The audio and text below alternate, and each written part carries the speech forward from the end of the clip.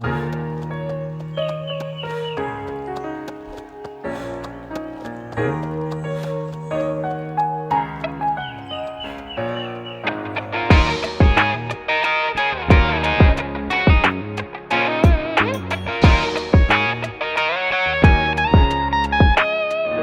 monde de la course. Bienvenue au monde de la course en personne cette fois-ci. Une première. Ouais, depuis longtemps. Ouais, pour cette année. Pour ceux qui regardent en vidéo, vous pourrez constater qu'on a fait on a démoli mon c'était comme un perron fait des palettes. Ouais, fait avec des palettes puis qui était tout moisi. Ouais, c'était tout moisi, fait que ça a été facile à enlever. Ouais. Au moins ça partait dans nos mains. C'est comme des, je sais pas s'il y a une expression comme des croissants qui se séparent. Ouais, ça s'effilochait. Ouais, ça s'effilochait comme c'est ça, comme du porc effiloché ou des côtes levées. Oh my god, des bonnes. Ça fait longtemps que t'as pas mangé ça. Hein? Ouais, non. T'as pas le droit. Daniel Lequin est bien au courant. Ouais. Pour commencer, vite fait, je tiens à remercier les Patreons hors du podcast. Donc, merci Gabriel Côté, Tristan Garcia, Karine Marcoux et Dani Letwin. Et aussi, merci. Et aussi, merci à la Patreon mécène du podcast, Catherine Gagné. Vous pouvez aller suivre ses entraînements au CGKIN sur Facebook pour des entraînements de renforcement musculaire pour coureurs. Donc, sans plus tarder, on va commencer ça. Tout d'abord, un petit retour. On mentionnait qu'on n'était pas trop sûr si Jade Bérubé était comme... je pense que j'avais vu quelque part ou j'avais entendu qu'elle était un peu déçue de sa performance au championnat québécois de 5000 mètres. On a Dominique Bérubé, son père, qui est venu nous préciser ça. Donc, merci Dominique. Il dit, dans le fond, c'est ça, elle voulait faire sub 16-40 qui lui permettrait d'être dans la vague rapide au championnat canadien parce qu'il allait avoir 2 vagues possiblement. En fait, je pense qu'il y en a eu 2 vagues au final. Et donc, c'était le standard pour être dans la vague rapide. Donc, elle était déçue parce que, selon elle pouvait faire même sub 16-20. Je pense qu'elle a fait 16-42. 16-43 dans le fond. 16-43, bon. Ça, c'était à la soirée Rouge et Or. Ouais, qui était les championnats provinciaux de 5000 mètres. Mais finalement, de toute façon, elle a quand même pu se qualifier avec son temps. Donc, il n'y avait pas assez de femmes qui avaient fait le standard de toute façon. Donc, elle a pu pour être sur la vague 1, en fait. Pour être dans la vague rapide au championnat canadien. Donc, merci pour la précision, Dominique. Et c'est ça, toujours plaisant d'avoir des réponses de nos auditeurs. Aussi, je tenais à mentionner, je vais faire une petite shameless plug. Je suis dans le Club Vainqueur Plus et on a un nouveau site. Donc, vous pouvez aller voir le site et vous pouvez voir une belle photo de moi que ça paraît que je viens de faire un entraînement juste avant. J'ai la face toute rouge dans la photo. Donc, je suis un des entraîneurs aussi de Vainqueur Plus en plus d'être athlète. Et donc, si jamais vous aussi vous avez des enfants que vous voulez initier à l'athlétisme, Vainqueur Plus, on est le plus gros club à Montréal. On a, je pense, 450 athlètes. Beaucoup de jeunes, beaucoup de personnes plus âgées, on a vraiment de tout. Puis on est le club officiel de l'île de Montréal même. Donc on a un bon club à rejoindre. Ensuite de cela, je vais aussi, pour finir avec les shameless plugs, je travaille j'ai un petit contrat avec le demi-marathon Mont-Tremblant cette année, en plus d'être leur ambassadeur et de participer à leur course. C'est moi qui s'occupe des lapins et des élites. Et donc, à partir du moment que cet épisode sera en ligne, les inscriptions d'élite et de lapins seront ouvertes. Mais en fait, les lapins, c'est déjà ouvert, mais les inscriptions élites aussi seront ouvertes. Donc, si vous êtes un élite ou vous connaissez quelqu'un qui souhaite s'inscrire comme élite, gênez-vous pas, je vais faire une publication Facebook. Donc, vous pourrez aller suivre, aller à ma page Facebook et vous pourrez voir le lien là. Je vais aussi mettre le lien sur la page du podcast. Les standards qui permettent de soit avoir une entrée gratuite au 5, au 10 ou au demi-marathon. On a sur 5 km pour un homme, c'est 16 minutes, femme 20 minutes. 10 km homme 34 minutes, femme 42 minutes. 21.1 pour homme 1.15, puis pour femme 1.33. Et pour, vous pouvez aussi vous qualifier avec un temps de marathon. Vous pouvez vous qualifier avec un temps pour une distance différente. Pour marathon, c'est 2.43 pour homme et 3.26 pour femme. Si vous avez fait ces temps, vous connaissez du monde qui font ces temps, vous pouvez remplir le formulaire et vous aurez une inscription gratuite.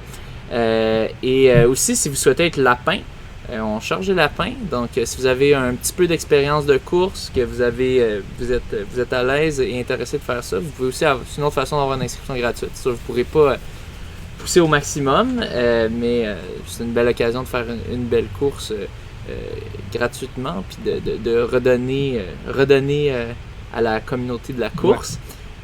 Puis bon, brièvement, sur le sujet du lapinage, il y a eu une histoire qui s'est passée récemment, je ne vais pas nommer de nom, mais il y avait une petite controverse autour de lapinage. Pour faire une histoire courte, c'était un ou une lapin qui était censé faire une 30 pour demi-marathon et que finalement le lapin a fait une 28 environ, quasiment 2 minutes plus vite que ça, et a gagné la course de même, alors qu'il y avait une autre personne qui a fait une 29 qui aurait dû gagner la course si on veut, puis parce qu'elle a fait, cette personne-là a fait plus vite que le temps que le lapin était censé faire. Est-ce que c'est correct, est-ce que c'est pas correct? On entend souvent parler des histoires, par exemple, nous on mentionne des histoires de lapins que finalement ils ont continué la course. Mettons un lapin qui était censé seulement faire un demi-marathon. Il paissait les élites pour qui faisait le marathon, puis finalement il décide de continuer puis il le fait, puis on célèbre ça. Mais donc ça, est-ce que c'est correct dans ce cas-ci? Personnellement, je dirais que non. Dans le fond, la différence est là. Quand on parle d'élite de haut niveau, ils ont seulement un mandat pour une partie de la distance, qui est par exemple le demi-marathon, puis la plupart du temps, ils arrêtent là parce qu'ils ont déjà donné tout ce qu'ils ont à donner. Ça peut arriver que dans certains scénarios, crime, le lapin il sent bien, les autres c'est pas leur journée, puis il va décider de continuer, puis dans ce cas-là, d'habitude, il a le droit. Il a le droit de continuer. Mais là, quand on parle de courir plus vite que ce que tu es supposé de faire, puis c'est ça, puis la différence, c'est que dans les lapins qu'on est habitués, nous, pour 99,9% de la population, des lapins de course qui font pas des temps d'élite là, du tout, c'est des gens d'habitude qui peuvent faire plus vite, qui sont amplement capables, puis ils sont lapins pour toute la distance au complet. Donc, leur mandat, c'est ça, c'est de faire le lapinage jusqu'à la fin. Tu sais, j'ai pas de problème, mettons que t'es un lapin, puis là, tout le groupe autour de toi, vous allez bien, le dernier kilomètre, t'accélères un petit peu, puis si tout le monde va avec toi. C'est ça, le but, c'est faut que les autres te suivent. Là. Faut qu'il y ait un accord. Là, c'est ça. Puis, tu sais, j'ai compris dans cette histoire-là qui s'est passée, dans le fond, il y avait du vent à la course, puis là, la personne n'était pas trop à l'aise, puis elle a voulu partir un peu plus vite au cas où. Mais bon, c'est ça. Au final, elle l'a remporté par 2 minutes, cette personne-là, puis alors que il y avait une personne qui a quand même fait 1 minute plus vite que le temps. Tu sais, un demi-marathon, tu as le temps de regarder ton GPS, puis de voir normalement, ça marche oui, pas. puis d'ajuster, là, puis bon, de réduire la vitesse si tu vois que tu es un peu trop vite. C'est ça. Puis, tu sais, bon. Fait que c'est ça, au final... mais il y a aussi la question, ça valait-tu la peine d'avoir un lapin à 1h30 si c'est lui qui gagne? Là? C'est ça, tu sais, il y avait des hommes devant, évidemment, là, tu sais, fait qu'il y a pour certains hommes, c'est le fun d'avoir un lapin de 1h30, tu sais, beaucoup d'hommes qui vont viser ça. Puis il y avait des femmes aussi qui pouvaient, c'est ça, viser ça. Mais il a gagné la course. La personne a gagné la course dans sa catégorie. Fait que, mais c'est ça, donc je sais qu'il y a eu de la marde sur les réseaux sociaux, puis je veux pas nommer de nom, rien pour pas faire rajouter, mais je voulais quand même mentionner l'histoire parce que je pense quand même mettons que c'est un bon apprentissage de quand t'es lapin, faut quand même t'assurer de regarder est-ce que je suis à bonne allure en ce moment. Puis règle générale, c'est pas grave si tu vas un peu trop vite ou un peu trop lent, tu vas t'ajuster après, t'as le temps sur un demi-marathon. Mais c'est ça. Puis bon, ça avait fait un petit peu de merde cette histoire-là. Puis je peux comprendre, ça peut arriver des erreurs, tout ça, mais bon, à la cérémonie des médailles, les organisateurs, quant à moi, auraient dû faire comme, là, on va laisser l'autre personne, on va comme pas compter ce résultat-là. Mais ça n'a pas été fait, puis en tout cas, c'est ça qui arrive quand il n'y a pas trop... quand c'est pas trop pris au sérieux ou qu'il n'y a pas quelqu'un qui connaît ça arrive qui pas gère régulièrement ça. Non plus, là. C'est pas une situation qui... Non, en effet. Mais c'est ça.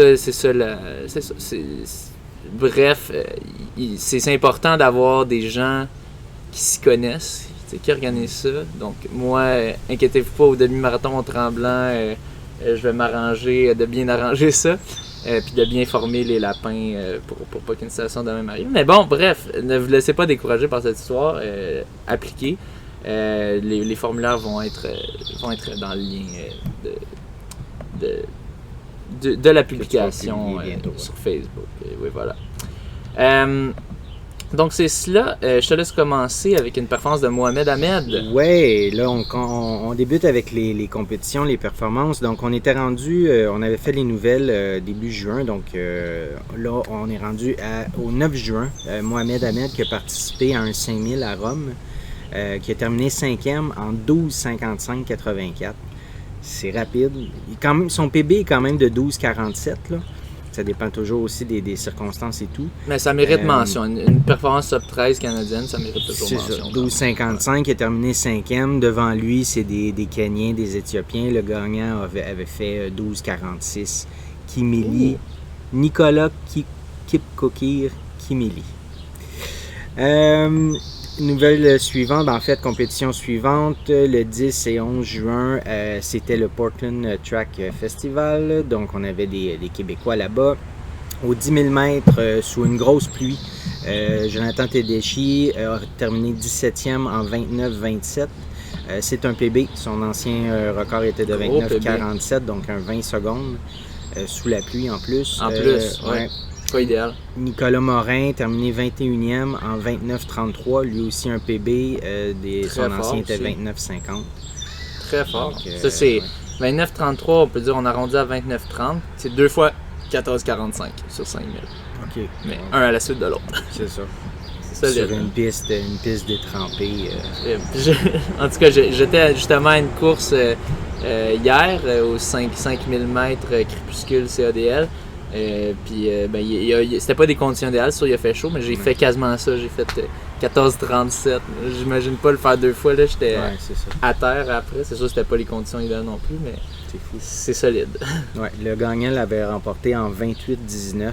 C'était Wesley Kiptou en 28-19, le deuxième en 28-38, fait qu'il y avait une grosse avance quand même. Ouais, quand même. Ensuite, Jean-Simon Desgagnés, 3000 m steeple, lui aussi sous une grosse pluie. Il a terminé 4e en 8-31-14. Très solide, mais c'est ça. Il a manqué le standard, donc il devait être un peu déçu. Ouais, le standard qui était de 8-22 quand même là, pour participer au championnat du monde à Eugene. D'athlétisme. Mais on va voir plus tard qu'il a été sélectionné pour y aller pareil. Oui. Jesse sur sa course 3000 m steeple. Jesse Lacourse, oui, sur sa course. A terminé 6e en 10-00-79. La première position avait fait 9-27. Jesse, c'est ça, une course en haut de 10. J'imagine que c'est pas ce à quoi elle s'attend. Elle a déjà couru un 9-40 autour. Catherine Beauchemin a terminé 11e en 10-06. Le 11 juin, c'est Charles-Philibert Thibouteau, 4e au 5000 mètres, en 3:35:80. Lui, son PB, c'est 3:34:23, donc il était à 1 seconde et demie, mais un PB qu'il avait fait en 2015. Ça, c'était au Portland Track Festival aussi. Toujours au Portland Track Festival, oui. Au 1500 mètres, High Performance, qui est nommé. Olivier Desmeules, lui, c'est sur 800 mètres. Il a terminé 10e en 1,47,55. Aussi un PB. Il mentionnait que c'était sa 24e course de l'année. Ouais. Ils en font des courses, les Ouais, athlètes courte distance. Ouais. Puis, tu sais, il fait du 4 fois, il fait du relais aussi 4 Aussi, fois 400, ouais, ok. puis un peu plus loin, Des on va fois, il voir, en fait 2-3 par week-end. C'est ça, il fait du 400 mètres aussi. Donc, ça, c'était 1,47,55. C'est un PB, mais il améliore son PB un peu plus loin, on va voir. Ah, ouais, wow. Ouais. Il y a Zachary Mamayari, qui est du club Saint-Laurent-Sélect, qui a terminé 11e. Premier de sa vague, là, c'est la vague 3. Il a terminé premier de sa vague en 1,48,30. Suivi de Laurent-Olivier Dumont du Lanaudière Olympique, qui a terminé deuxième de la troisième vague, 12e en tout en 1,48,49.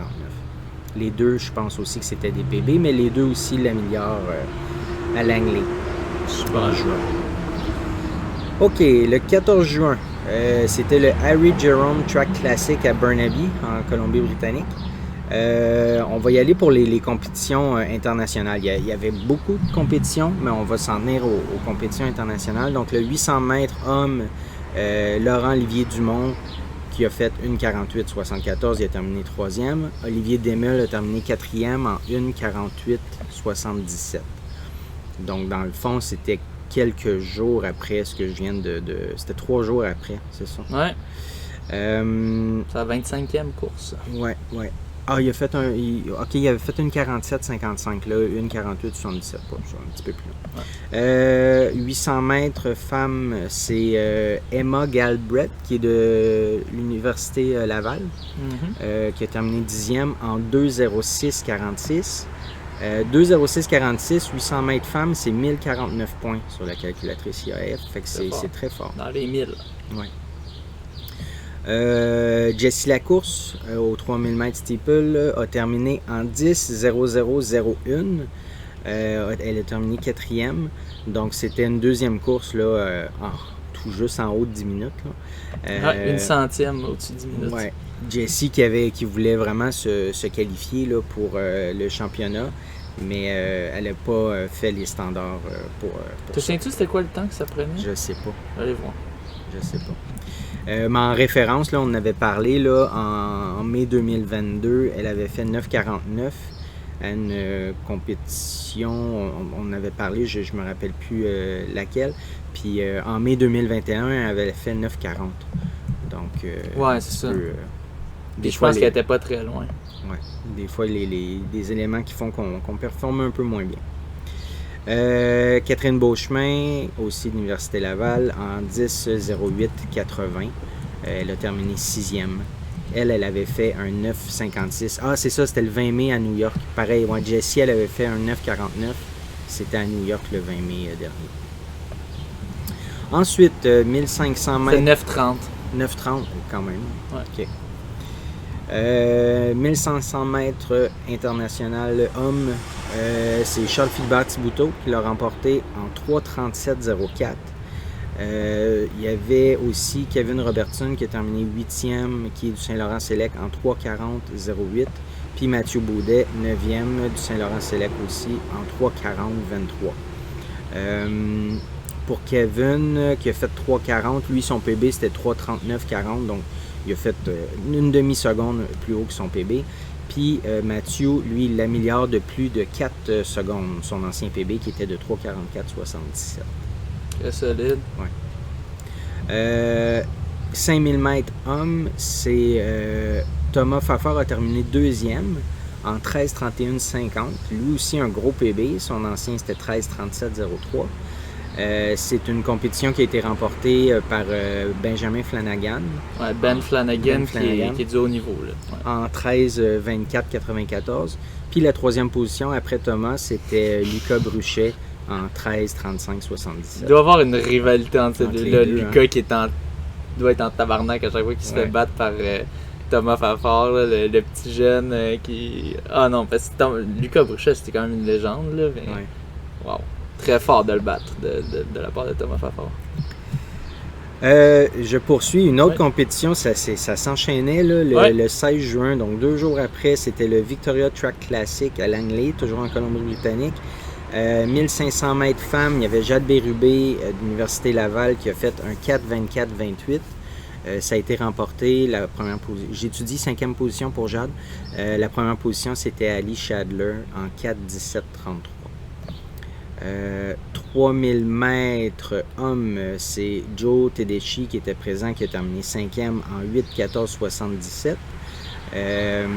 Lui, en référence, il avait fait 8,13,36 à Montréal l'an dernier, fait qu'il était à 1 seconde et demie. Ouais. Puis c'est une course qui a été remportée par Ben Flanagan en 7,52,84. 3000 mètres steeple, Jean-Simon Desgagnés qui l'a remporté en 8,27 avec 5 secondes d'avance sur le deuxième. 8,27 qui est un excellent temps, là, mais encore là, le standard, c'est 8,22. Ça me paraît assez très ambitieux. Les standards steeple, les standards, là, les standards de tout en général, ok. ces dernières années sont vraiment difficiles à atteindre. Ok. C'est les standards World Athletics, anciennement l'IAF, puis maintenant Athletics Canada se base sur ça. Ok. Avant Athletics Canada, je pense qu'ils se avait basaient ses pas propres. nécessairement sur ça. Ils faisaient leurs standards qui étaient plus soft. Les États-Unis, eux, c'était les standards parce que les États-Unis, c'est tellement fort. Eux, Ouais, c'était mais- les standards World Athletics. Mais Canada, on n'était pas si fort. Mais ces dernières années, les 5 à 10 dernières années, même vraiment 6 dernières années, je dirais, Canada est vraiment fort. Ok. Tu sais, on a un médaillé olympique sur 5000 mètres, c'est jamais vu. Là. Ah, ouais. Ouais. Ouais. Ok. Ben, ça explique. Ouais. C'est pour raffiner, rendre ça encore plus compliqué, puis que tout le monde step up les performances. Le calibre est rendu très fort au Canada. Tu sais, dans le temps, quand j'étais jeune puis j'avais encore du potentiel, tu sais, j'avais de l'espoir peut-être tu sais, de faire un team. Oublie ça maintenant, Ouais. faire un team Canada, c'est trop, le field est beaucoup trop relevé. Ben, on a des jeunes comme Thomas Fort qui peuvent, là, tu sais. Puis Charles Fitzpatrick et tout ça. Puis on a Jean-Simon Desgagnés qui s'est aussi qualifié sur l'équipe. Mais c'est ça, c'est dû au calibre. Ils font des temps qu'on voyait pas au Québec dans les 10 dernières années. Là. C'est clair. Puis finalement, petite mention là, pour Olivier Desmeules, c'est un 400 mètres, mais il l'a fait en 47,53, il l'a remporté ce 400 mètres-là à cette compétition-là. Ouais, puis un petit truc, je dis toujours, quand tu veux te comparer, tu sais, voir, ok, c'est quoi? Ben, si c'est facile, tu peux aller à une piste de 400 mètres. D'habitude, il y en a un peu partout, des pistes de 400 mètres, il faut juste s'assurer que c'est une piste de vraiment 400 mètres. Puis essayer de faire un tour. Ça dépend de quoi. Essayez en bas de 70. Déjà en bas de 70, c'est pas tout le monde qui peut faire ça. Essayez en bas de 65, puis essayez en bas de 60. En bas de 60, je pense j'ai j'aurai peut-être 10 auditeurs qui pourront faire ça max. Puis je sais quand même que j'ai des auditeurs rapides. Là. C'est dur. Fait que 47-53, tu retranches un 12,5 secondes à un tour en 400 mètres en 60 secondes. Fou, puis tu sais, juste à regarder, là, voir comment ça va vite, là, c'est fou. Le 17 juin, il y avait une compétition 10 km route à Toronto, le Toronto Waterfront. Oui. Et on avait Jean-René Jean-René Caron qui était présent, qui a terminé 8e quand même en 31-20. Oui. J'ai été lire sa publication. Il mentionnait qu'il était en super forme. Ça ventait très fort puis constant, du 30 km/h. Il voulait faire un sub 31, mais ça allait être compliqué. Il a suivi avec le pack en avant, quand même assez confortable. Le groupe de tête lui ont coupé le vent là, jusqu'au 4e kilo. Ouais. Mais au virage, là, après ça, quand le vent était de dos, le pack a accéléré, donc Jean-René est resté un petit peu en arrière. Il a vraiment tout donné pour son 31-20. J'asais de ça justement avec lui hier, quand je l'ai croisé à la course, c'était là aussi aux 5000 mètres. Puis c'est ça, on avait la discussion de le vent. Puis là, il disait le vent sur piste c'est moins pire parce que tu l'as, tu sais, c'est pas si pire, tu l'as juste à chaque fois tu as du vent d'eau. Puis ben moi j'ai argumenté que non, je préfère avoir du vent sur route parce que sur route, mettons que tu as du vent pendant un bout, ben là, tu peux te mettre dans le pack, tu sais. Mais mettons, moi, mon record personnel, je l'ai fait dans une course qui ventait beaucoup, parce que c'était au 10 km qui remplaçait le marathon de Toronto il y a 1 an, en octobre. Un peu moins d'1 an. Mais qu'il y avait un gros pack. J'ai pu me cacher dans le pack tout le premier 5 kg du vent de face. Puis après ça, fait que je l'ai pas trop senti le vent. Puis après ça, j'ai eu un beau gros vent de dos tout le long du retour. J'ai fait un PB. Quant à moi, c'est un peu ça l'avantage que tu peux avoir dans une course sur route. Donc, moi, perso, j'ai l'impression que tu peux mieux gérer ton équilibre aussi d'effort par rapport à... Tu sais, que c'est pas tout le temps changeant. Tu sais, sur une piste, ça change tout le temps. À chaque 200 mètres, c'est comme... C'est ça. Puis là, un moment donné, ça va vite. Puis un moment donné, si tu pousses à travers du vent, ben, si t'as un pacer, ça aide un petit peu, un lapin, parce que tu peux te cacher un peu derrière, mais sinon, non. Là, puis, j'avais fait, ça me fait penser, j'avais fait un entraînement, c'était un 8x400, j'avais été le faire sur piste parce que justement, il ventait à 30 km/h. Puis là, je me posais la question, OK, je fais quoi? Est-ce que je fais le premier 200 mètres, le vent d'en face, puis le dernier 200, le vent dans le dos? Un 100, vent d'en face, 200, le vent dans le dos, finir avec un 100. Fait que finalement, j'ai été pour le vent d'en face, les 200 premiers mètres.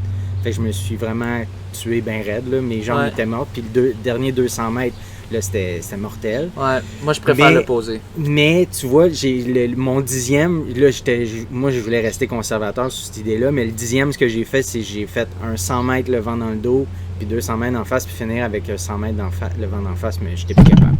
Ouais. J'étais pas capable. Fait que je me disais, ça me paraît mieux de commencer avec le plus difficile, le vent d'en face au début, puis finir avec le vent dans le dos. Moi aussi, j'ai toujours... Mais tu profites pas du vent dans le dos, le rendu là. Ben, c'est ça. Moi, j'ai toujours cette mentalité-là de tu sais, toujours essayer de commencer avec le pire. Puis, mais pour piste, je préfère toujours commencer avec le vent dans le dos. De même, j'arrive à atteindre une bonne vitesse. Des fois, même un peu plus vite que ce que j'ai besoin. Sans générer trop de fatigue. Puis après ça, c'est ça. Puis je me surprends un petit peu. Puis après ça, le vent de face, ben, tu pousses à travers. Tu vas ralentir, c'est sûr, mais tu pousses à travers. Puis après ça, c'est fini, au moins. Fait que versus de casser les jambes, t'atteins pas tes temps. Puis après ça, t'es juste cassé le deuxième 200 mètres. Moi, je préfère faudrait vraiment... que je l'essaye. Effectivement, ce que tu me dis là, faudrait que je l'essaye. Essaye ça. Instinctivement, c'était pas ça, mais après coup, effectivement. Ah, moi, c'est pas la première fois que j'ai réalisé ça. C'est après plusieurs fois que... J'en dis, pour moi, c'est vraiment... Des fois, j'ai de la misère à atteindre la vitesse. Là, tu l'atteins, la vitesse. Puis après ça, il faut juste que tu pousses. Puis il faut pas aller plus trop. Faut pas aller plus vite non plus à cause de ça. Ben, tu peux aller un peu plus vite quand t'as le vent de dos. Ouais. Mais quand t'as le vent de face, tu vas ralentir un petit peu. Petite mention à Mohamed Agab. Oui, Mohamed Agab qui était présent, qui a terminé 7e, donc tout juste devant Jean-René. Il a fait 31-12. Ouais.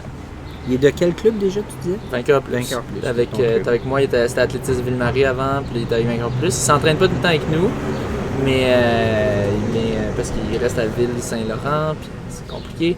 Mais il s'entraîne beaucoup en solo, mais des fois, il nous surprend. Il avait surpris au 21K Banque Scotia. Pas Banque Scotia. 21K de Montréal. C'est plus bas avec Banque Scotia. C'est plus Banque Scotia. C'est ça. Le 19 juin, il y avait les nationaux canadiens à Winnipeg. Dans le fond, c'était le demi-marathon canadien. Oui, champion canadien de demi-marathon. On en avait parlé avec Caroline la semaine passée. Petite publication d'Éric Fournier qui mentionne Marc-Antoine Senneville, le meilleur Québécois des nationaux demi-marathon en 1,9,10. C'est dans la chaleur et le vent, 33 Celsius ressenti au départ, que Marc-Antoine a terminé 4e de ses premiers Canadiens, 21,1. L'événement qui était à Winnipeg dans le cadre du Manitoba Marathon. Senneville qui a publié, qui dit que ça a été la course a été très difficile, mais qu'il a beaucoup appris. Comme en témoigne mon visage, je suis très satisfait de l'effort fourni et du résultat. On sait qu'il est très... on le voit démonstratif, là. Ah ouais, il y a la pain face, mais c'est bon, ça montre qu'il pousse. Je suis un peu en admiration avec les athlètes devant moi, je peux le comprendre, les 3 qui ont terminé devant lui avec cette chaleur-là. Perception d'effort 10 sur 10, le feeling des 5 derniers kilos, c'était atroce. Atroce quand même. Benjamin Raymond qui a terminé 6e en 1,10,24 et Jean-Samuel Lapointe qui a terminé 8e en 1,12,22. Caroline Pomerleau qu'on avait reçue a terminé elle en 1,20,21 qui était 5e chez les femmes, 18e au total. Pour vous donner du contexte, Ben Raymond 1,10,24, il a déjà fait 1,5. Ouais.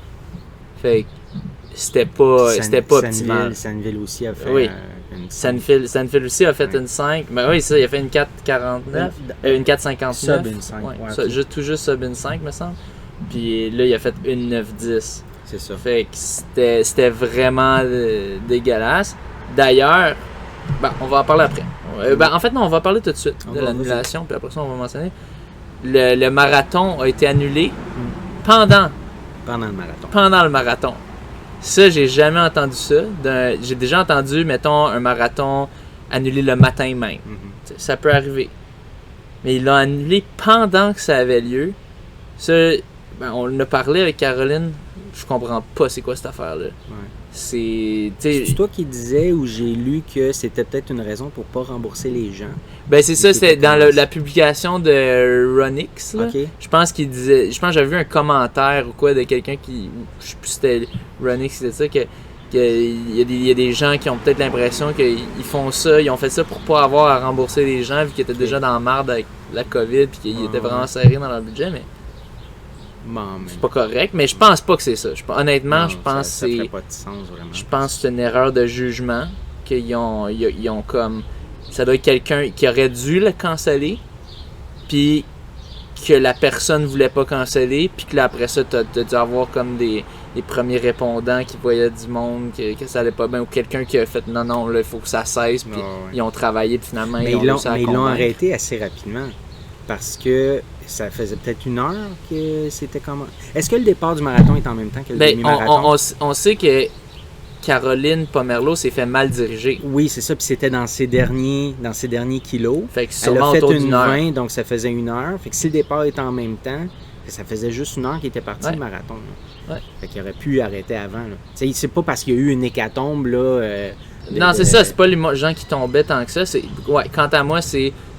Il y a eu des pressions de gens de l'organisation qui n'avaient pas la décision, mais qui ont réussi finalement à faire pression puis à faire arrêter ça. Mais en effet, tu sais, moi, je suis pas. Je sais qu'il y a bien des gens qui disent c'est aux gens d'être responsables puis d'être assez en forme pour le faire. Puis, regarde, il y a toujours des petits counes qui vont. En même temps, les élites sont supposés d'avoir leur table avec leurs bouteilles pour ça. Aussi, c'est ça. Ils ont perdu. Ils ont perdu les bouteilles. Non, mais c'est ça. Mais bref, pour répondre aux gens qui disent on devrait jamais annuler un marathon ou à moins que ça soit ultra extrême. C'est pas si extrême 33. Puis, mais il y a toujours. C'est quand même assez extrême. Puis il y aura toujours plein de petits counes qui vont s'enregistrer pour des marathons. Plein de monde qui n'ont jamais couru puis ils sont faire un marathon. C'est ça, ils ont fait un trip avec du monde, ils ont fait on va. Regarde, je sais que tu vas dire ben oui, mais c'est leur responsabilité. Ouais. Qui a jamais fait d'erreur dans sa vie, tu sais, genre. Tu peux pas réaliser jusqu'à temps que tu le fasses. T'sais. Fait qu'au final, l'organisateur a une responsabilité de s'assurer que les gens vont pas mourir sur son parcours. Puis c'est ça, s'il faut canceller, il faut le canceller. Mais c'est juste prends ta décision avant que le marathon soit parti, Simonac. C'est genre. Surtout, c'est n'importe quoi. La météo, là. Tu sais d'avance. Non, mais ta voix venir. Là. On a des technologies, là, de la technologie assez précise que tu peux voir, ça va être quoi la température. Tu peux voir même le matin même. Ça peut changer dans la nuit. Mais le matin même, ça va pas tant changer en 2 heures. Tu sais, les prédictions, ça va. Fait que, en tout cas, c'est du gros n'importe quoi quant à moi. J'espère qu'ils vont rembourser tout le monde. Tout le monde du marathon. Ouais. Puis, je sais pas, moi j'ai pas été lire là-dessus, j'ai pas fait de suivi. Là, mais laissez-nous savoir si vous êtes au courant, mais en tout cas, du gros n'importe quoi. Puis Puis malgré cette chaleur, puis qu'on parlait des autres coureurs qui ont fait des environ 4 minutes plus lents que... Bon, on a Cam Levins, que lui, il a fait 1h03-23. Débile. Donc, si on y enlève 3 ou 4 minutes, ça fait en bas d'1 heure le demi-marathon. Débile. Mais ce gars-là, c'est une machine. Il revenait d'un camp d'entraînement, je pense. Ou non, il racontait qu'il s'entraînait dans une tente d'altitude. Ah, OK. Fait que pour simuler le manque d'oxygène en altitude. Fait que j'imagine qu'il court sur son tapis là-dedans. Puis qu'il fait super chaud là-dedans. Okay. Fait qu'il était entraîné à chaleur, puis au manque d'oxygène. Aussi Calgary, c'est Winnipeg. Je pense que c'est un... C'est-tu en altitude? Je sais pas. Je vais vérifier. C'est pas mal les plaines là-bas, là. Manitoba, Alberta, c'est au Manitoba, là, mais... Ah non, c'est 239 là, mètres. Non, laisse faire. Non, je me mélange avec Calgary, que Calgary avait OK. de là-dessus. Non, Winnipeg, Même c'est Calgary, flat, je pense pas qu'il y ait de l'altitude. Oui. Calgary, t'es à 1000 mètres. Ah, quand même, C'est OK. quand même. C'est pas 2000, mais c'est quand même, tu le sens, là. C'est pas rien. Mais ouais, il était habitué à la chaleur quand même dans ses entraînements, donc crème, ça a payé. Une 3,23 là-dedans. Dans ces conditions-là. Tu regardes l'effet que ça a eu sur tout le reste du field. C'est ça.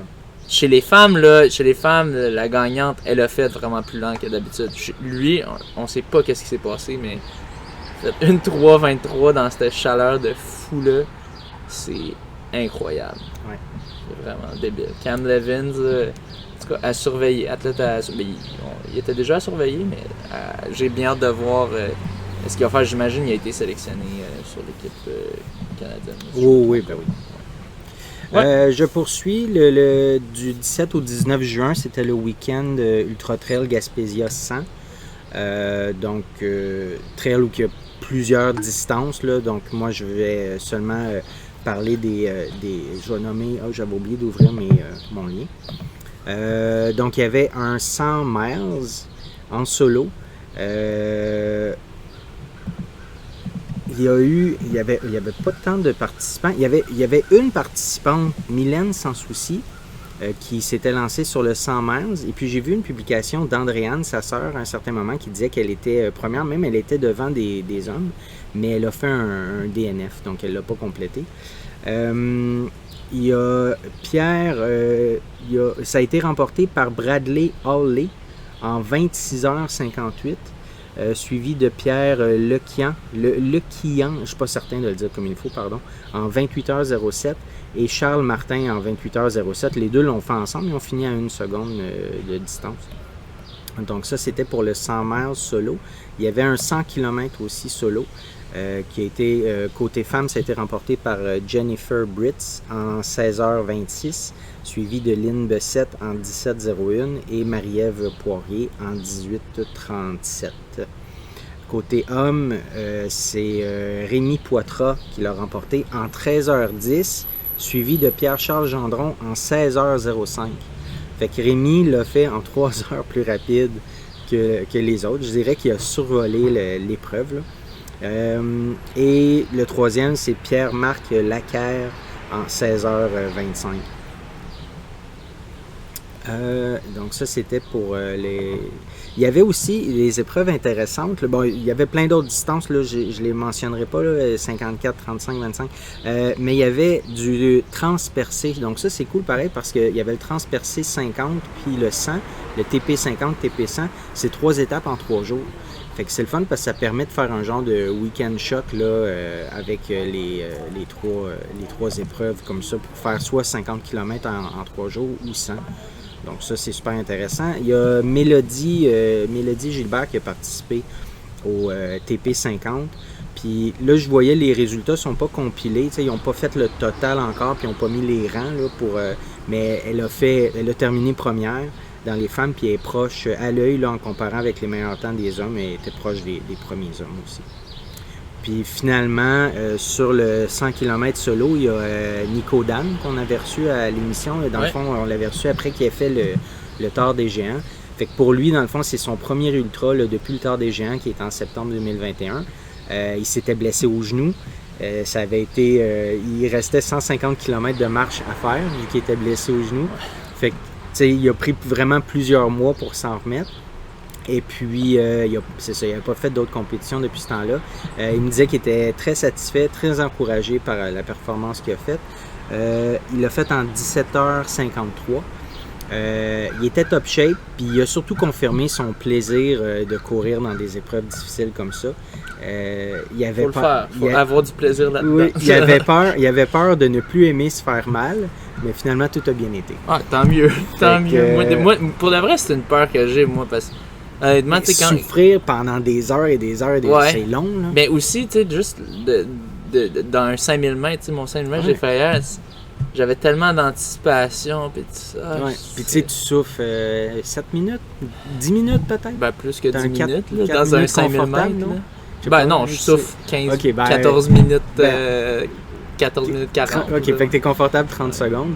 Mais c'est ça, mais ça dure bien moins longtemps que des épreuves d'endurance comme ça. C'est complètement fou. Prochaine compétition pour Nico, ça va être Bromont, le 160. Ouais, fait que c'est ça pour le Gaspésia 100. Ensuite, oui, merci. On avait les championnats canadiens d'athlétisme qui étaient aussi à Langley, en Colombie-Britannique. Au 800 mètres, on va couvrir 800 mètres et plus. On ne mentionnera pas tous les U20, tout ça, parce qu'on ne veut pas que ça dure trop longtemps. Vite fait, au 800 mètres féminin, ça a été remporté par Madeleine Kelly en 2 minutes 0.82. Petite mention à Lindsay Butterworth qui a fait 2.0.85 en deuxième. On n'avait pas de Québécoise en finale du 800 mètres. Donc il y avait des sélections qu'il fallait faire. Puis il y avait 8 athlètes en finale. Aucune Québécoise ne s'est rendue là. Au 800 mètres, mais quand même, faut faire le top 8. Donc c'est quand même, faut être fort. Là. Au 800 mètres masculin, ça a été remporté par Marco Arop en 1.44.39. Mention aussi à Brandon McBride qui est du très haut calibre, 1.45.15. Et Olivier Desmeules termine 3e, donc médaille de bronze au championnat canadien d'athlétisme sur 800 mètres en 1.45.15. 1.47.11, excusez-moi. Ouais, c'est ça, 1.47.11. Il vient améliorer son PB une petite coche. Il finit juste 5 centièmes devant Abdoulaye Hassan en 4e position. En 5e, on a aussi Zachary Mamayari qui a aussi réussi à faire la finale. Hein. Il a complété en 1.47.44.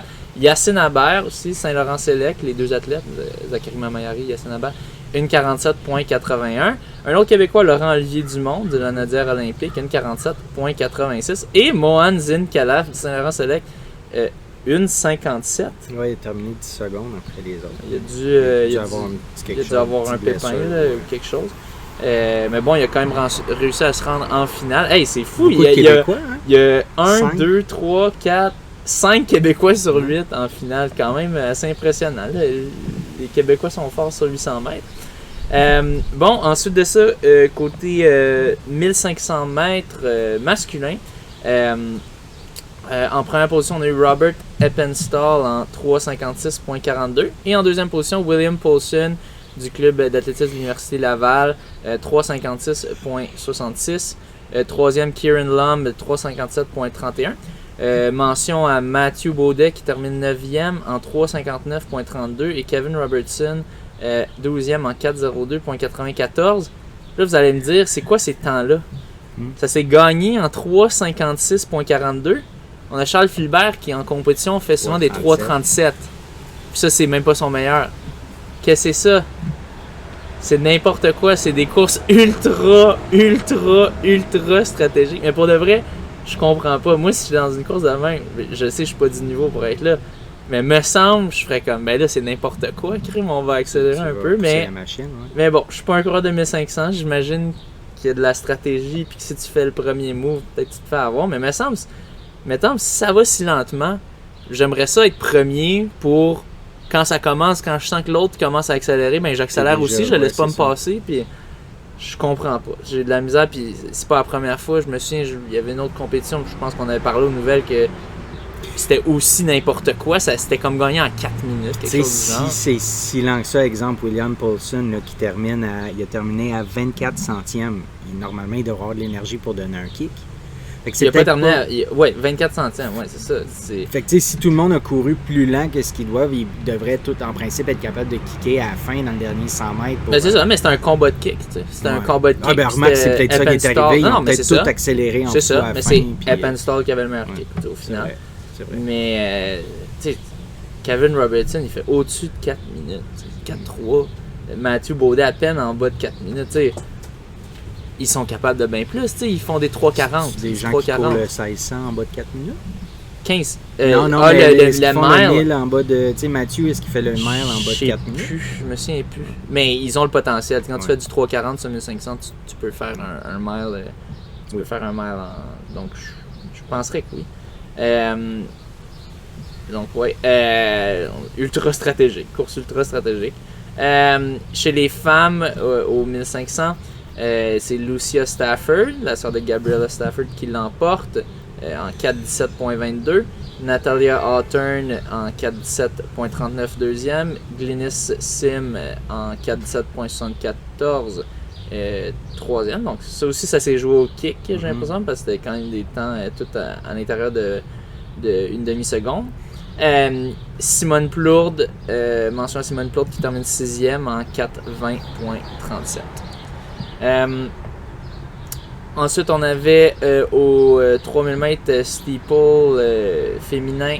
En première position, Cilly McCabe en 9:30.69. Deuxième, Regan Yee, 9:31.77.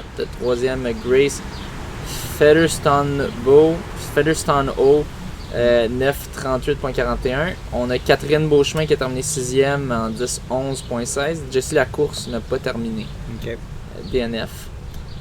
3000 mètres steeple homme, John Gay remporte en 8:20.77. Ryan Smeaton en deuxième en 8:23.81. Et Jean-Simon Desgagnés, troisième, médaille bronze en 8:26.01. Patrice Labonté a terminé 8e en 9:08.49. Quand même une bonne différence avec les autres. Je me rappelais pas que Patrice faisait du steeple. Ben oui. C'était ça qu'il faisait initialement. Okay. Ouais, puis là, il a transitionné marathon et tout ça. Donc, il y a plusieurs cordes à son arc quand même. Donc, quand même, top 8 au Canadien. Pas mauvais du tout. Au 5000 mètres hommes, là, c'était profond. Il y avait 2 vagues. Mais dans le fond, il donne les résultats des 2 vagues. Ça a été remporté par Charles Philibert Thibouteau en 13:31.98, champion canadien. Et ça a été serré pour la deuxième position, la médaille d'argent. C'est Thomas Fafard qui va la chercher en 13:36.38. Troisième, Mitch Eubene, 13:36.71. Mention à Lucas Bruchet qui termine 4e en 13:37.32. Non, il n'est pas québécois en passant, tout le monde souvent les gens se demandent ça. Il vient du BC, Colombie-Britannique. Puis c'était tout un field quand même. On a eu 11 gars sub 14. Mais ouais, ça change de. Je pense, Mohamed Ahmed, l'année que j'avais leadé la course pendant comme un tour, je pense qu'il l'avait gagné en comme 14-15, quelque chose du genre, tu sais, 14-20. Peut-être pas 14-20, mais comme. Peut-être que c'était tout juste sub 14, sinon c'était au-dessus de 14. Là maintenant, le calibre, ça se gagne en 13-31, 13-32. C'est plus du tout la même game. Là.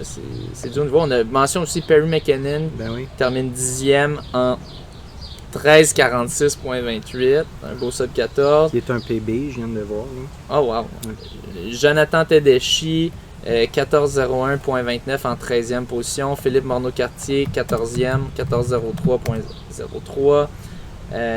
Puis bon, on avait aussi Pierre-Yves Normandin qui a fait 14:25.37 pour finir 19e. Puis Nick Morin, 22e en 14:32.53. Ou c'est Thomas Laviolette. Tant qu'à y être, Thomas Laviolette, 23e, 14:38.87. Puis tant qu'à y être, David Girardin, 25e, 14:44.16. Félix Quirion, 26e, 14:44.47. Tant qu'à avoir la page. Est-ce que c'était toute une même vague?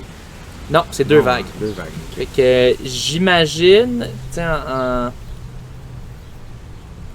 regardant, si on regarde les temps, j'aurais l'impression peut-être que c'était 16 dans la première vague. Peut-être que c'était 2 vagues de 16, parce que justement, il y a 32 coureurs qui ont fini. J'imagine 2 vagues de 16, c'est mon impression. En regardant les temps, on a eu 16e, 14-14, puis 17e, 14-20. Peut-être que c'était là.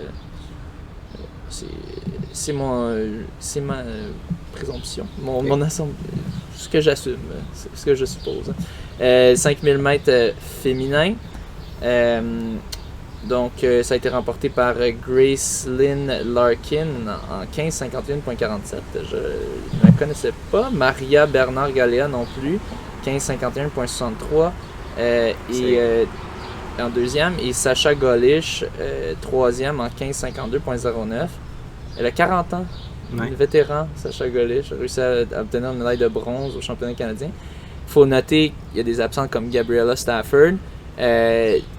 il y a certains athlètes qui n'étaient pas là. Aussi Mohamed Ahmed au 5000 mètres, qui l'aurait remporté s'il avait été là, qui dans le fond étaient déjà qualifiés. Ce qu'on m'a dit, c'est qu'ils sont déjà qualifiés pour les mondiaux. Donc ils font juste focusser sur les mondiaux pour bien performer là. Fait qu'ils font pas les championnats canadiens pour cette raison. On a eu Jade Bérubé qui a terminé 8e en 16:36.81. Elle a mentionné qu'elle était un peu déçue, je pense, de ça.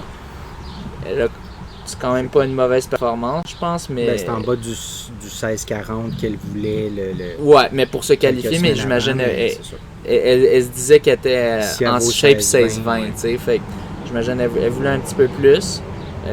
Mais quand même, top 8 canadien. Pas mauvais du tout. Puis je regarde, on a Marie-Lisa Fontaine en 15e, 17:09. On a Lauriane Lépine, 17e, 17:13.7. Sabrina Saint-Gelais, 19e, 17:22.86. Sarah-Pierre Paquet, 20e, 17:23.07. Quand même quelques Québécoises au rendez-vous aussi. Il y a aussi eu d'autres distances. On mentionne pas tous les résultats de toutes les distances, sinon ce serait trop long. On a eu notamment Ayana Brigitte Stiverne du CADL qui a remporté la médaille d'or aux 400 mètres. Marguerite Lorenzo, Saint-Laurent Select au saut en hauteur. Charles, on l'a déjà dit. On a eu Jessie Thibodeau du Saint-Laurent Select au saut en longueur. Et Youssef Koudsi au lancer du poids. On a aussi eu, là je me base sur la publication de la Fédération québécoise d'athlétisme. Allez suivre leur page si vous voulez voir les nouvelles dès qu'elles sortent. On a Ayana Brigitte, on l'avait déjà mentionné, elle avait fait 51.21, Ayana Brigitte Stiverne sur 400 mètres. On a aussi eu Misha Powell et Kimberly Hyacinthe, des vainqueurs plus pour Kimberly Hyacinthe, qui étaient dans la finale, qui ont terminé 6e et 7e en 52.36, 52.61. Aux 200 mètres, on a eu une excellente performance de Catherine Léger qui a remporté la médaille d'argent avec un record personnel en 23.01.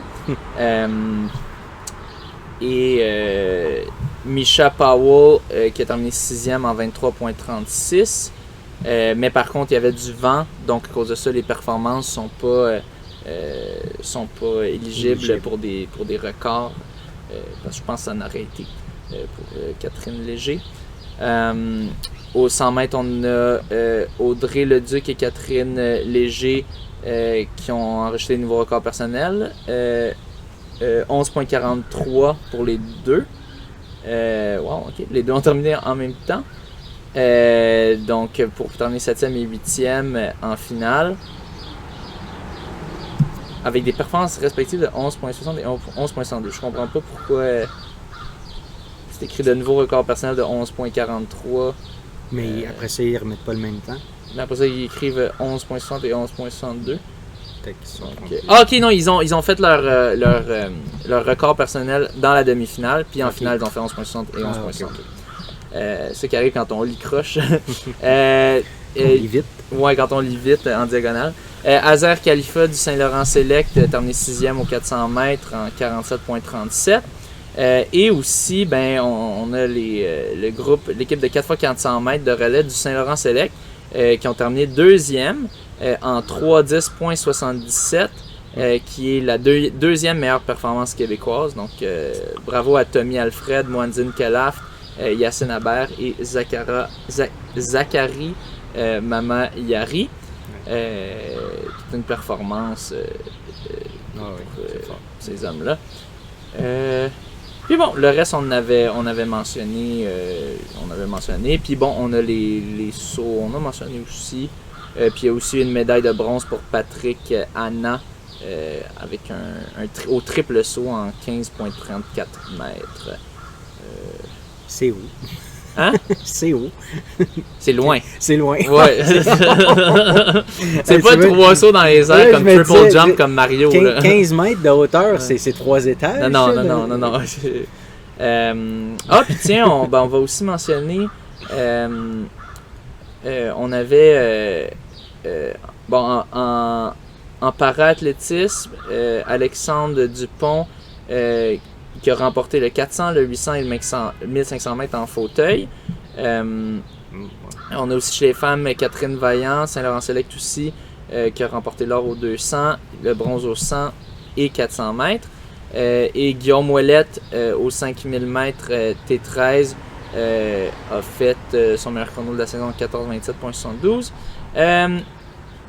Aussi Lee Leclerc 400 mètres fauteuil, médaille d'argent, médaille de bronze pour lui, médaille d'argent pour Basile Soulama de Sherbrooke au 100 mètres fauteuil, médaille de bronze pour Benjamin Ouellette au 800 mètres T12 handicap visuel, et médaille de bronze pour Félix Barrette-Leblanc du CAEL au lancer du javelot assis. Et aussi on a chez les juniors, on a Émeric Bayard-Fournier des Vainqueurs Plus qui a enregistré un record personnel avec un saut de 7,30 mètres. Ça, c'est le saut régulier, pas le triple saut. Et il l'a remporté avec 30 cm d'avance sur son plus proche poursuivant. Donc, c'est beaucoup quand même. Xavier Lemaître a remporté le 3000 m steeple et enregistré un nouveau record personnel de 9,07,58.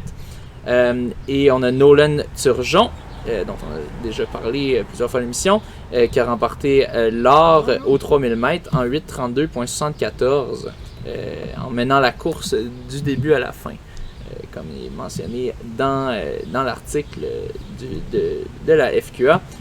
Médaille de bronze pour Thomas Pellado, Vaudreuil-Dorion, 800 mètres chez les juniors. Médaille d'argent pour Émile Toupin-Dizonix au 3000 m steeple junior. Médaille de bronze pour Émile Lapointe, Saint-Laurent-Select 70 mètres S junior. Médaille d'argent pour Emmanuel Desilets, CADL au décathlon junior. Et chez les femmes, chez les juniors, on a Rosalie Drapeau, CAEL, deuxième au 10 km marche. Et Laurie Boisvert, Saint-Laurent-Select, troisième au saut en hauteur. Donc, des belles performances. Félicitations à tous nos Québécoises et Québécois qui ont participé. En fait, ils nous donnent du stock à livrer, mais c'est parfait, ça nous donne du contenu. Après ça, on va pouvoir se calmer. Je pense que le prochain mois, on aura moins de... Il devrait avoir moins de compétition, j'imagine, en plein été. Il nous reste les champions du monde, puis après ça, il y aura d'autres des courses, mais c'est plus calme le mois de juillet. Là, en attendant, ma tablette a manqué de jus. Fait que tu vas aller sur ton cell. Je vais poursuivre via le téléphone. Ouais. Alors, tu vas nous parler du 100 miles Western States, qui est la course... je pense que c'est la course d'ultra la plus connue au monde. Oui, en fait, je lisais que c'est la plus vieille, au monde. Mais dans le temps, ça se faisait en cheval. Ah oui? Oui, initialement, c'était une course qui était faite en cheval. Puis une fois, il y a une personne qui a décidé de la faire en courant, qui a réussi à faire mieux que certains chevaux. Je sais pas si on l'a déjà mentionné dans le podcast, mais on le rementionne. On en a parlé, peut-être pas... Je sais que j'avais déjà entendu ça. Ouais. Oui, exact. Fait qu'en fait, cette course-là, c'est Marianne Hogan qui a obtenu sa passe, le Golden Ticket pour y accéder. En fait, donc c'est un... c'est pas facile d'accéder à cette course-là, il faut vraiment être du haut calibre. Marianne a obtenu... je vais y aller, là, ça va être un peu plus compliqué là, avec le téléphone. Mais, OK, fait que Marianne a terminé 3e à la course. C'est une super performance en 18h05. C'est Ruth Croft qui l'a remporté en 17h21 et Alyssa McDonald qui a terminé 2e en 17h46. Donc Marianne qui a terminé 3e. C'était un premier... OK, on pourrait y aller comme ça, ça va être plus agréable à regarder. Donc c'est un premier 160 kg pour Marianne. Elle avait fait un 125 km à Arikana en septembre dernier. C'est là qu'elle s'était blessée, j'en avais parlé, elle s'était blessée, elle s'était tournée la cheville 2-3 fois pendant sa course, puis elle avait réussi à terminer 2e pareil du 125 à Arikana. Là, c'est une 3e place. Donc, c'est ça, la Western State, c'est la plus vieille course au monde de 100 miles. Elle a débuté elle a été créée en 1974. C'est une course, c'est ça. C'est pas si vieux que ça. Non, c'est ça. Quand on y pense, mais c'est nouveau l'ultra. Ascension de 18 000 pieds, descente de 23 000 pieds, donc 5 500 mètres de D+, et 7 000 mètres de D-. Donc, tout pour se briser les jambes. Ouais. Marianne avait eu son Golden Ticket lors de la Bandera 100 qu'elle avait fait en janvier dernier. Elle l'avait fait en 9h17. Je sais pas quelle. Elle avait terminé première, je pense, de la Bandera 100. Donc, c'est ce qui lui a valu là, l'entrée, l'accès à la. C'est ça, elle avait terminé première, 13e en tout à la Bandera 100. Donc, toute une performance. Pour rappel, elle avait fait un marathon pas prévu, pas préparé en 2h48 avec son frère il y a quelques semaines, quelques mois. N'importe quoi, souliers de trail. Elle n'est pas totalement remise de ses blessures, sa blessure ou ses blessures aux chevilles de l'automne dernier. Donc, c'est une machine d'endurance, c'est incroyable. 3e à cet événement-là qui est du haut calibre. Du haut calibre. Ouais. Puis là, ben, grâce à cette performance-là, elle a son laissez-passer pour l'UTMB 160 qui va avoir lieu en août. Donc, elle sera de l'Ultra Trail du Mont-Blanc, l'événement annuel là, pour les Ultra Trailers. Pour ceux qui se demandent, c'est moi qui essaie de tuer un moustique. Ah. Je suis végétarien, mais c'est vrai, ceux qui le voient à la caméra, mais pas ceux qui l'entendent. Ouais. Au même moment, la même journée, je crois, Mathieu Blanchard, lui, faisait l'événement La Sportiva Lavaredo, l'Ultra Trail, qui est aussi un événement de l'UTMB World Series. C'est une course de 120 km, 5800 de D+. Il a terminé 5e en 12h54. Très solide. Ensuite, tu avais mis un lien, Ben Flanagan. Je pense que c'est moi qui ai mis ce lien-là hier. C'est vrai, c'était récent ça. Une nouvelle du 26 juin. Ben Flanagan qui a battu, il a fait 28-11. Il a battu la précédente marque de 28-17 qui datait de 35 ans. Le record de 10 km route. 10 km route, record de 35 ans qui était détenu par Paul McCloy. C'est à quelle course? C'est au BAA Disca? C'est le Boston Athletics Association, j'imagine? C'est à Boston, ouais. C'est ça. Donc le 10 km de Boston qui n'est pas en même temps que le marathon de Boston. Il y a le 5 km rapide que Charles Philibert avait remporté. Mais le 10, ils le font à un autre moment, j'imagine.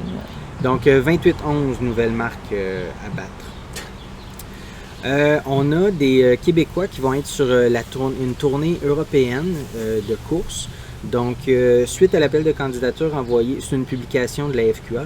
Donc, suite à l'appel de candidature envoyé à tous les athlètes identifiés, la FQA soutiendra à ce jour 10 athlètes élites québécois qui prendront part à une tournée européenne prévue du 1er juillet au 20 juillet. Pour ceux qui se demandent ce que c'est, dans le fond, tu reçois je pense que c'est la fondation Philippe Laheurte, si je ne me trompe pas, du moins qui aidait à financer ça. Mais dans le fond, tu reçois du financement pour t'aider à voyager, mais c'est pas 100% couvert, si je ne me trompe pas. Il y a certaines dépenses qui sont courues, mais quand tu es un athlète identifié, tu as la majorité qui se l'est. Mais ça demeure. J'ai payé quand même. Je pense que mais je pense qu'il faut que tu payes une partie, me semble. Je sais plus là. J'ai l'impression. On demandera. On va vous nommer c'est qui les athlètes. Dans le fond, ils vont établir leur camp de base en Belgique avec l'entraîneur du Club Saint-Laurent Select, Samuel Marion. Plusieurs compétitions seront au programme, dont celle du Pro Tour athlétisme de Sotteville en France. L'objectif de cette tournée est de permettre à nos athlètes québécois d'affronter d'autres athlètes européens de bon niveau afin d'établir de bonnes performances. Nous ne pouvons que leur souhaiter bonne chance dans la quête de leur performance, naturellement. Jeanne Bouchard-Nguyen, Kevin Robertson et Mathieu Baudet sur le 1500. Emma Dagenet, Geneviève Paquin, Yacine Habert, Zachary Mamayari et Vincent Duguay sur le 800 mètres. Puis Jamie O'Connor sur le 100 mètres haies. Donc ça va être nos 10 athlètes québécois qui seront sur place. Je pense que c'est une partie qui est payée, une bonne partie, mais il faut quand même débourser un peu. C'est quand même cher être un athlète de haut niveau. Surtout quand tu voyages et tu fais des compétitions, des camps d'entraînement et des compétitions ailleurs. Ça prend beaucoup de soutien. La Fédération canadienne d'athlétisme a sorti la liste, je crois que c'était 54 coureurs qui allaient aller aux championnats mondiaux à Eugene, en Oregon. Championnats qui vont se dérouler du 15 au 24 juillet. Des 54 athlètes, on a 6 athlètes québécois. On avait parlé d'Elissa Legault qui avait été elle avait déjà été sélectionnée.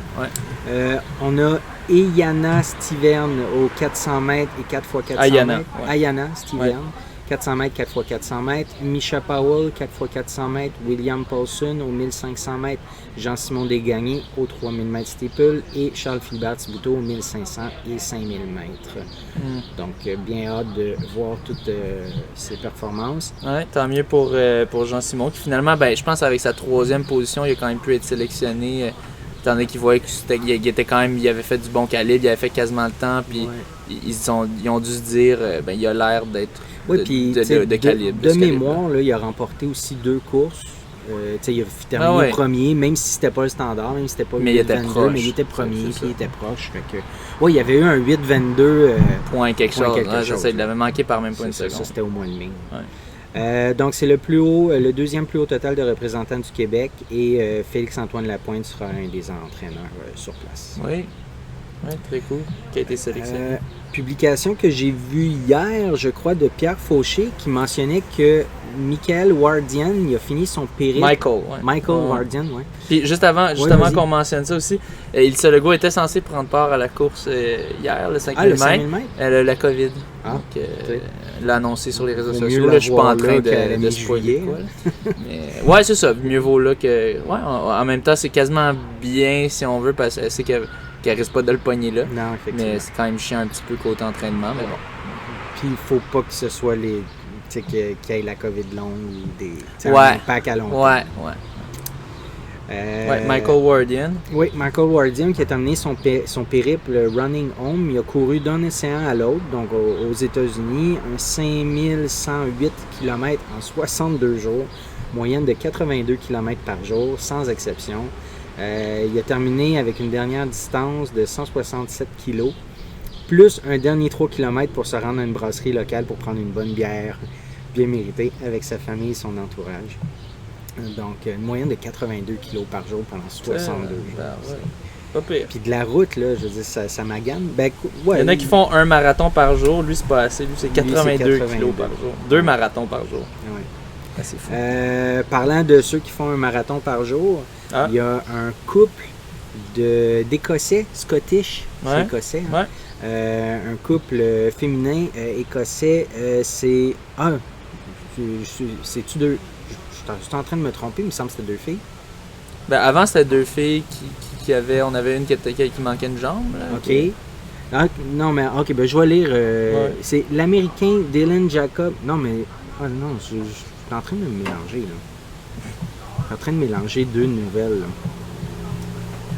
là. On faisait un petit segway smooth, là. Mais vas-y, où est-ce qu'on y est? Là? OK.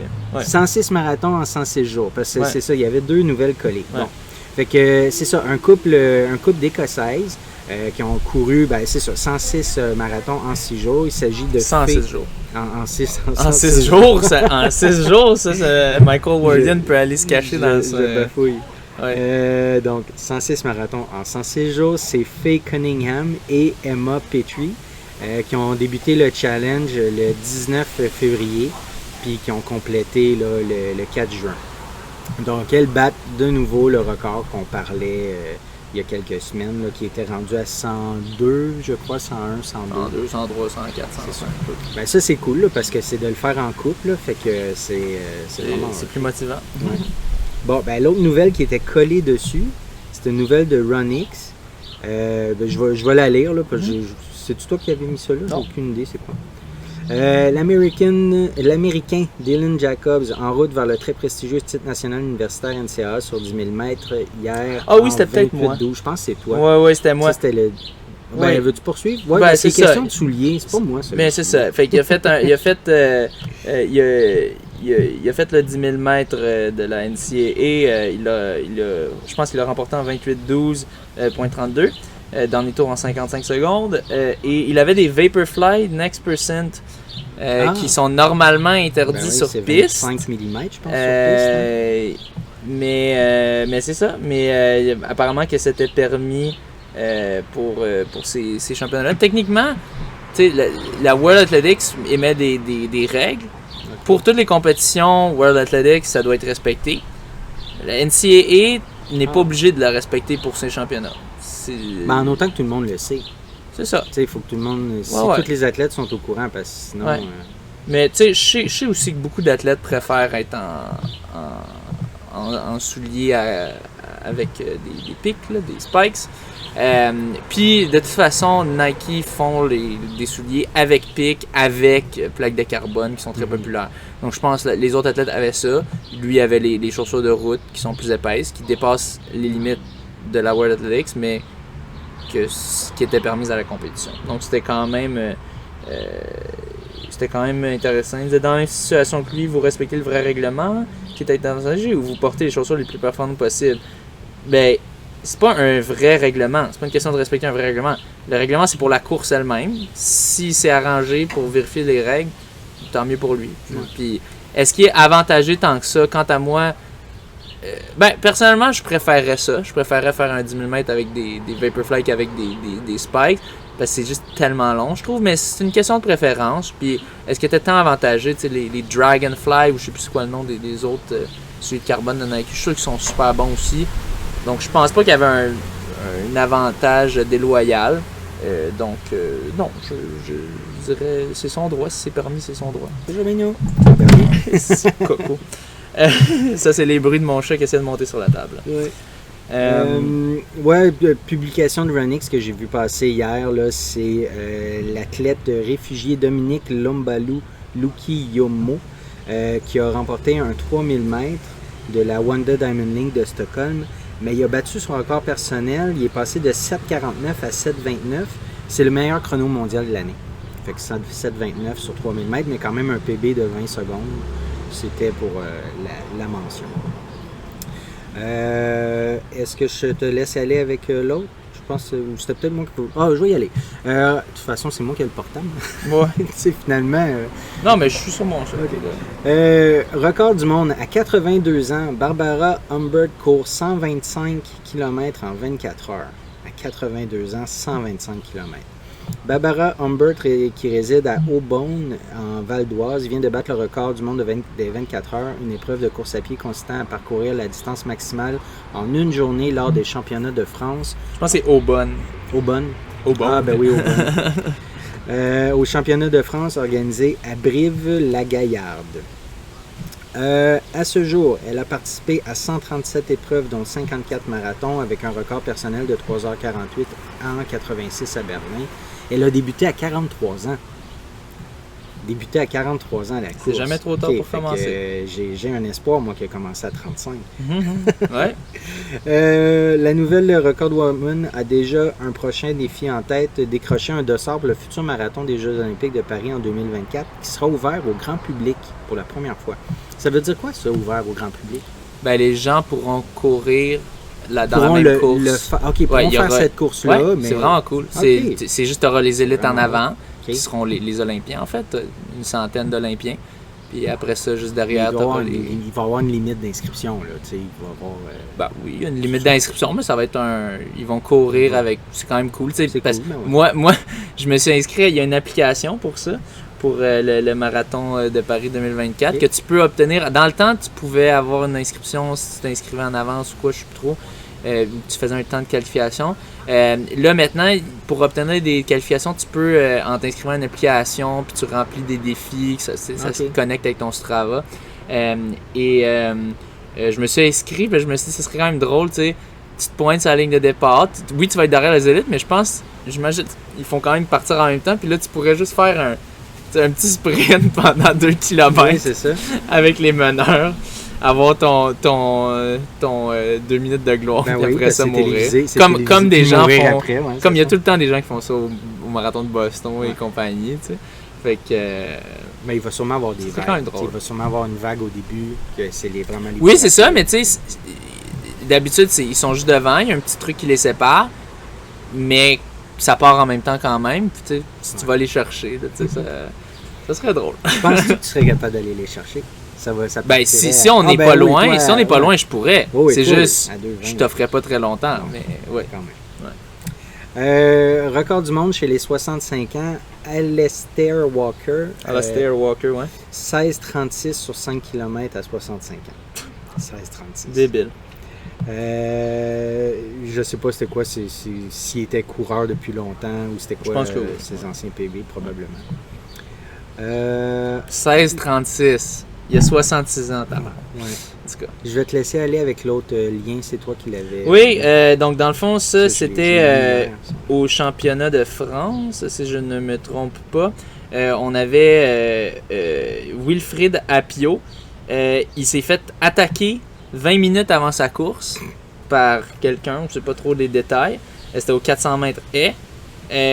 Puis il a quand même remporté la course par la suite. Faut le faire, hein. Donc vous pouvez googler Wilfried, Wilfried,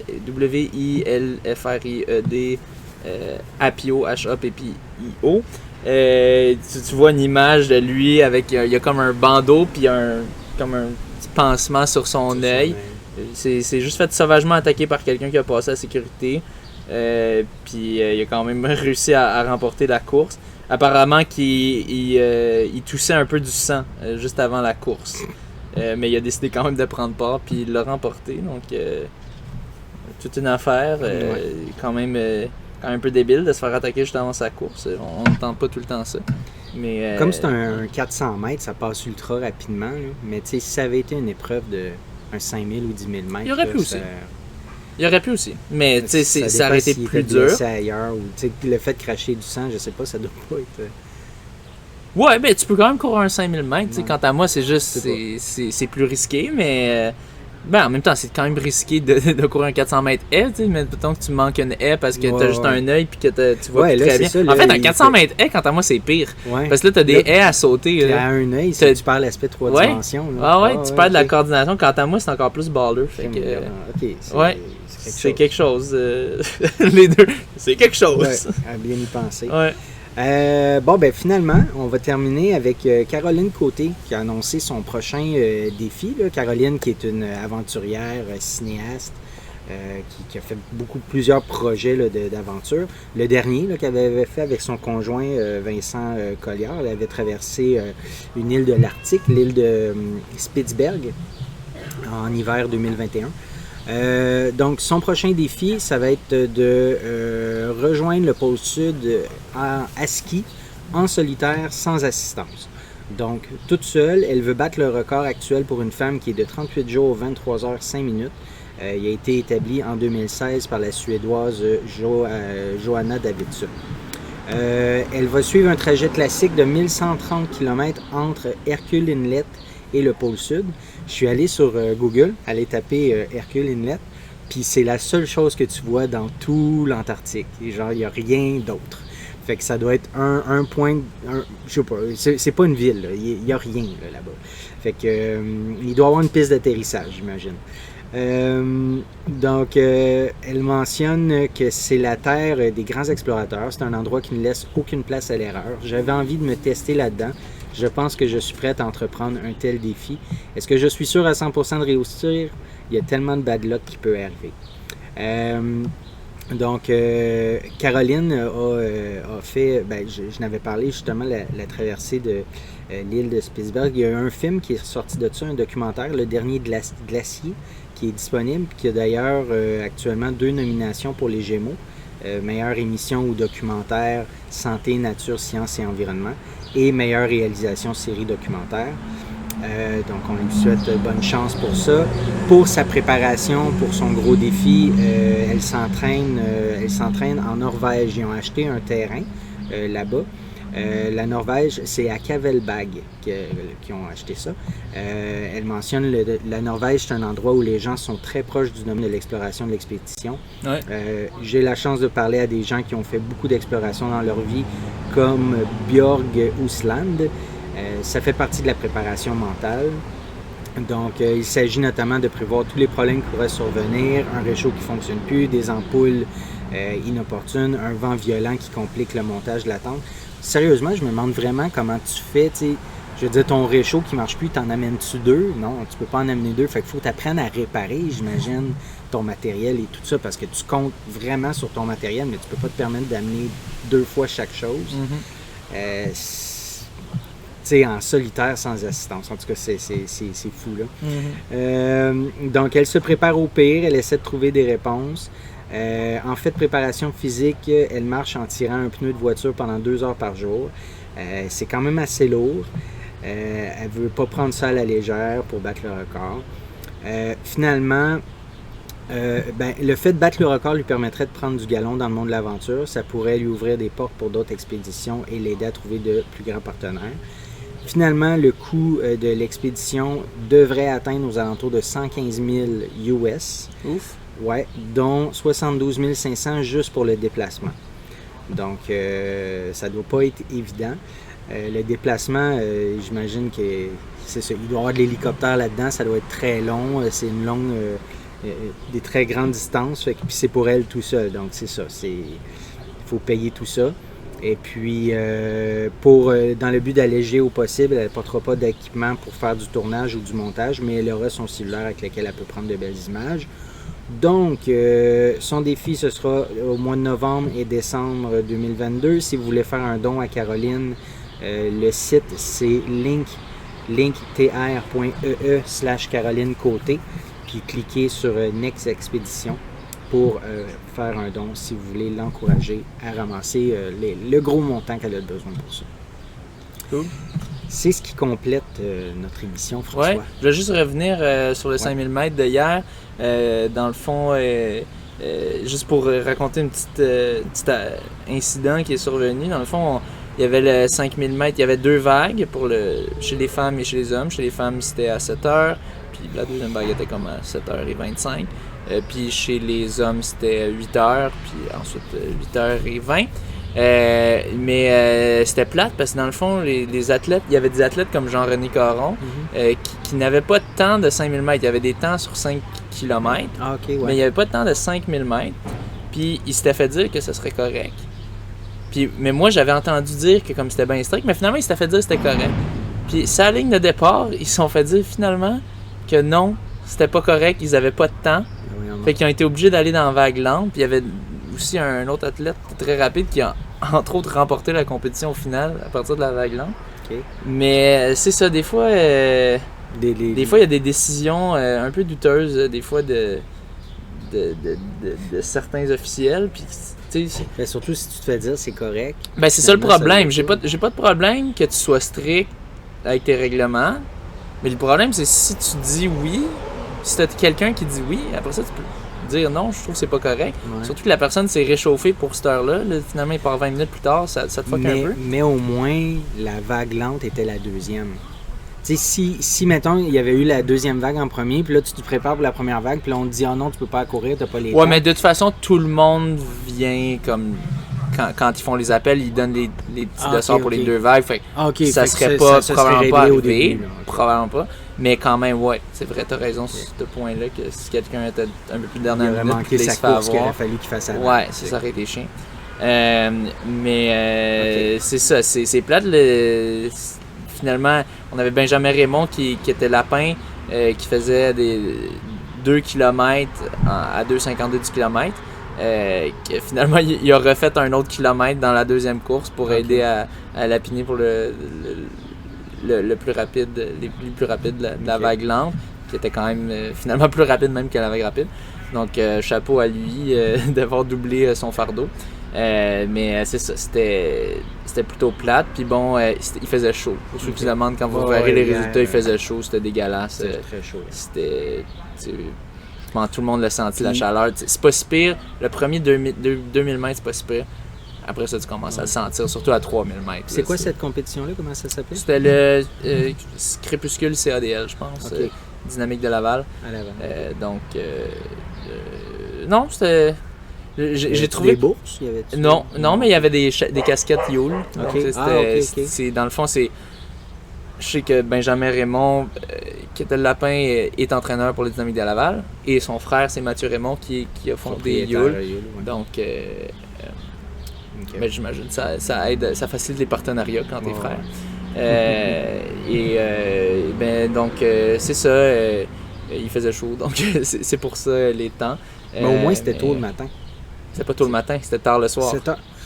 Hier soir. Ouais. OK, moi je pensais à 7h, 7h30 le matin. Ouais, non, souvent les compés d'athlétisme, c'est tard le soir comparativement. OK, fait que là, la chaleur a eu le temps de s'accumuler. Ah non, il faisait super chaud. Au moins à 8h, ça baissait un petit peu, mais tu sais, c'était...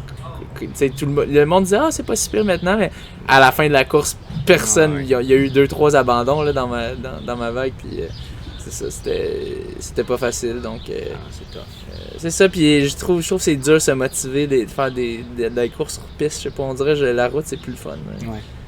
C'est vraiment plus le fun. Il y a le 10 000 mètres qui s'en vient, 10 000 mètres, 10 000 mètres piste à Trois-Rivières. Que je sais qu'il y a Marc-Antoine Senneville puis Max Lopez qui visent un sub 30. Ah oui, ok.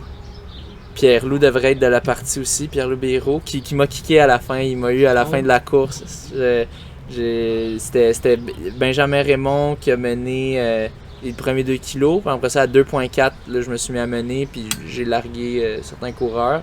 Puis finalement, il a remonté. Je pense qu'il n'était pas trop sûr de son niveau de forme. Puis à la fin, il a senti que j'ai pas su répondre. J'étais juste trop en train de surchauffer. Je surchauffais. Là, à la fin, pour de vrai, là, j'ai rarement surchauffé autant dans une course.